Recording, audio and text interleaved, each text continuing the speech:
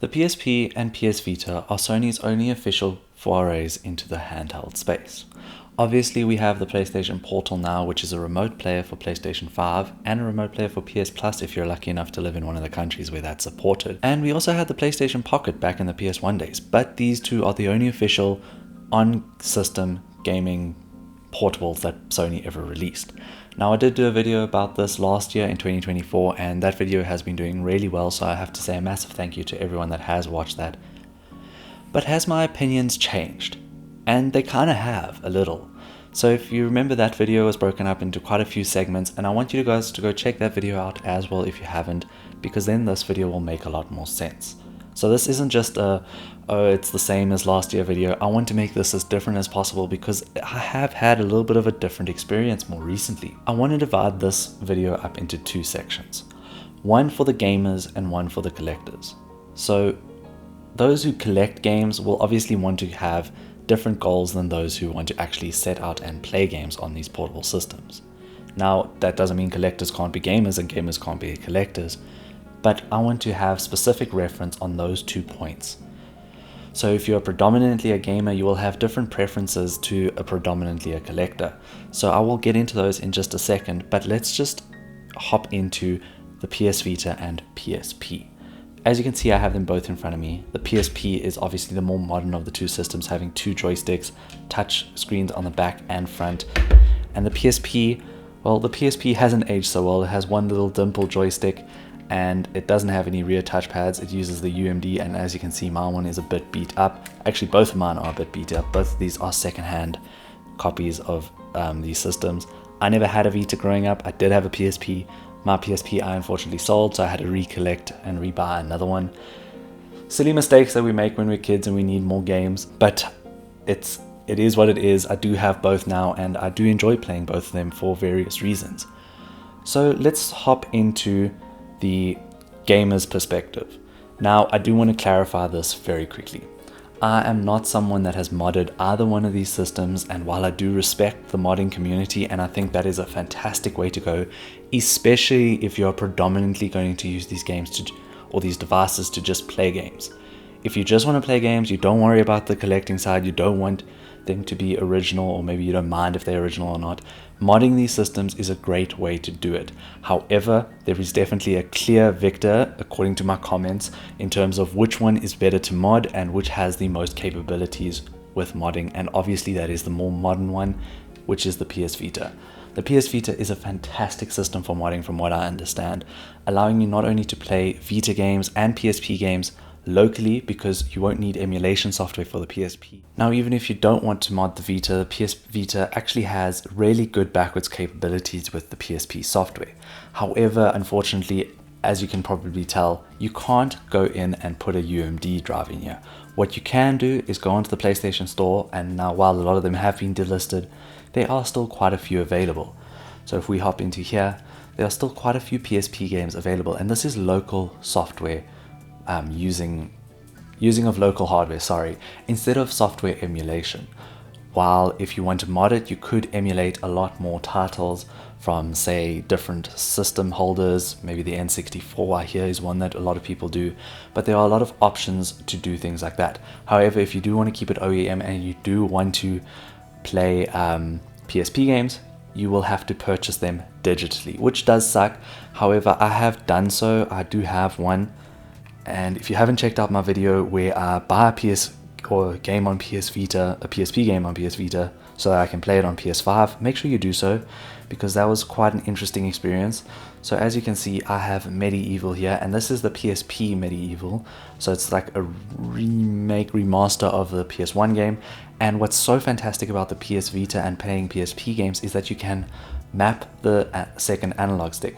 So a lot of what you had to do with PSP was use these two the shoulder buttons to move left and right when you have like a third person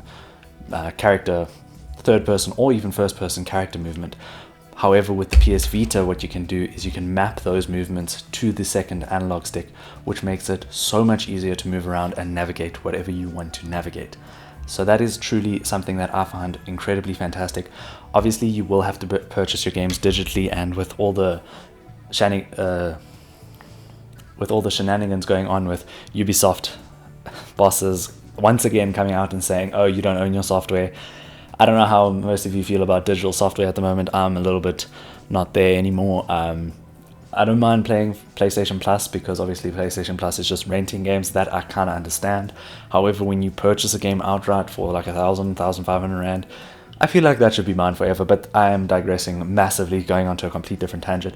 You can play PSP games on the Vita is what I wanted to say. However, you won't be able to play your physical PSP games. So if I take my Final Fantasy copy, I won't be able to play this on the Vita with the actual UMD, which sucks, but it is what it is. But what about the PSP? Now the PSP also has emulation, and while we're still chatting about gaming and gamer specific orientations, both these systems I think are akin to a very specific type of gaming and a very specific type of genre that is more handheld friendly, let's put it like that. Now, while I do think you can play some more graphically intensive and more exploration based games, these two both shine when you play the JRPGs. So on the PS Vita, I've spoken about it enough times, we have Persona 4, and actually on PSP, and this is why my opinion has changed, I've been playing a lot of Final Fantasy 1, which is something that I never thought I would be doing, and I never thought I'd get into Final Fantasy, but I just wanted to have that experience and get into the PSP and see if I played a similar type of game that I played on the Vita, if the PSP held up. Now in that regard, this is where my opinions have changed a little, because I kind of writ the PSP off in the last video and kind of said that the Vita was a better gaming experience. However, when you're playing something like this and you don't actually have to use the nubbin and you can just move around with just the D-pad, the gaming experience goes up a level and makes it even more accessible. I think this is the way the PSP should be played. I think if you do want to play any of those other games where you do need a lot more movement, say like your God of Wars, then I think even the PS Vita just has that advantage. There's no competition with that, because that second analog stick just makes such a big difference with movement and having such accessibility to how you want to control your characters. With the Vita, or the PSP, sorry, using the shoulder buttons to move around is a no-go. It just does not make for a comfortable experience, and it kind of takes you out of that experience. So that is how I would rank the gaming situation. If you're predominantly looking to play some JRPGs that may be locked on the PSP, then definitely get the PSP. Or if you're a collector that has an idea of collecting some of these games and wanting to play them on PSP, that is a good way to gaming specifically on the PSP. However, if you're just looking for games, just wanting to play games, maybe even mod the system, the Vita is actually the only choice in this regard. Moving on to collecting. Now, collecting can span across various things. There could be different aspects and there could be different things that you want to achieve as a collector. Myself, I am busy obviously with my 2 Astrobot collections, where I collect obviously all the Astrobot references and all the Astro's Playroom artifacts. But those are some of my collecting preferences. But when it comes to someone else, you might want the most expensive titles, in which case you're going to be looking at the Vita. The Vita has some of the most expensive titles. Even just standard copies of games are really expensive on the Vita because it's sold so little and at such a low volume. There are so few Vita games out there that when you want to purchase one, you are going to be paying a premium even second hand. With the PSP though, it doesn't mean that the PSP doesn't have expensive games, because trust me, there are some very expensive games. And a lot of the games that you might want to play on the PSP, because either they locked on the PSP or they just suit the handheld experience, are some of the ones that are most expensive. So your JRPGs, for example, especially those more obscure ones, are a lot more expensive even on PSP.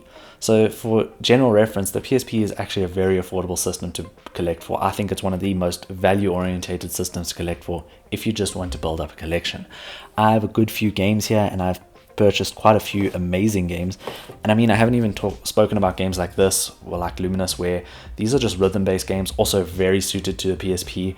And this was 65 Rand, so $2 if you want to call it that, $3 at the most. I think that's the conversion rate at the moment. So these are fantastic games that you can just pick up on the PSP, and you can get them for really cheap. But when you want that proper gaming experience and you want some of those more desirable copies, they will get more pricey on the PSP. However, I do think they are still a lot more expensive on the PS Vita. So I hope that clarifies that. I just want to talk through why my opinion has sort of changed over the last few weeks in regards to which one is better than the other. Because last year I was kind of like, I couldn't really decide, and the Vita was a little bit of a winner just because of what you could do with it. Now I'm slap bang in the middle because I've been playing a lot of Final Fantasy on the PSP, and I've experienced the PSP in a way that actually is comfortable to play without having to use the nubbin and the shoulder buttons to move around, and actually just playing a JRPG. This is a fantastic system, and this is, I don't know why it's escaped me, because I have always loved the PSP, but obviously you get so used to these modern experiences and you become a little bit, how do I say this nicely, I've become a little bit less attuned to playing older systems. Now obviously we had the PS2 video on Tuesday, and I still love playing my PS2, but the PSP was just a lot harder to play because of those odd controls that you have to get into. But if you ignore the odd controls and you get away from the odd controls and you just have to play like Final Fantasy and you move around like with the D-pad, I think you're in such a good place to enjoy your system and play games so comfortably that this is truly the way that I would want to play the PSP. I don't think I want to go back to try play any of those other games. I have God of War Chains of Olympus, which is actually the highest rated PSP game. And I started and I got about halfway through on the PSP, and then I put it down for a couple of years, and I actually only picked it up again when I got the God of War Collection Volume 2 on PS3, and I played through the entire game on that. So if that doesn't tell you that yes, the games are available on PSP, but maybe they shouldn't be, I don't know what would. So just be picky and choosy, just be picky with what games you want to play on the PSP, and understand that this is a handheld system limited by its control scheme more than anything else. Still a fantastic system, a system that I love to bits, but it is a system that needs to be treated accordingly, and I think you need to play the games that are suitable to its form factor more than the games that you might think are the best on the system, if that makes sense. Maybe some of them are the best and they are suitable to the form factor. Maybe something like Metal Gear Acid. This was a lot of fun when we were playing Metal Gear Acid. I enjoyed this. We did the playing PSP on TV. That was a lot of fun. And this is turn-based. This is a game that also I think is still locked onto the PSP, and this is fantastic. I think this is really fun. I think this is the type of game that you could definitely get away with playing a lot on the portable PlayStation in front of us. Now, I do want to touch on one other thing before we go, and that is PlayStation Plus. Now, PlayStation Plus, we have seen a lot of PSP titles get remastered and reimagined onto the software, and I think this is a great way to play those specific titles. So, for example, one that is, I'm taking apart my whole shelf here. One that is on there is Daxter, and I think Daxter specifically is a game that you should probably look at playing on the PlayStation Plus service, or just purchasing it digitally on the PlayStation Plus service, because like I said, this makes use of the shoulder buttons, and that is not comfortable to move around at all. So having the ability to remap those controls on the PlayStation 5 or PS4 is definitely a better way to go about playing a game that is usually considered a classic and stuck on PSP, which it is no longer. So definitely go do that. Or if you want, you can purchase it on PS Vita in the store, and then you get it on PlayStation Plus through a grandfather system, which is pretty cool. So I hope that helps you guys decide which one you want to collect or play with. I think these are both fantastic systems, as I've mentioned throughout the whole video, but there are definitely pros and cons to each. If you want a system where you're going to be able to build a massive library of games, PSP. If you want a system that's going to be a much more enjoyable system to play, Vita. If you want best of both worlds, just go get both. I don't think I can make that type of choice for you. If it's one or the other and your main priority is playing games, the Vita is the only choice in my opinion. If you are someone that has a little bit more nostalgia and a little bit more tolerance towards older systems, the PSP is great value for anyone that wants to get into the portable gaming space and maybe just wants to kill a few hours between classes, commuting, and anything like that. Guys, thank you so much for watching, and I hope you'll join me again next week for another awesome video, and I will check you soon. Cheers.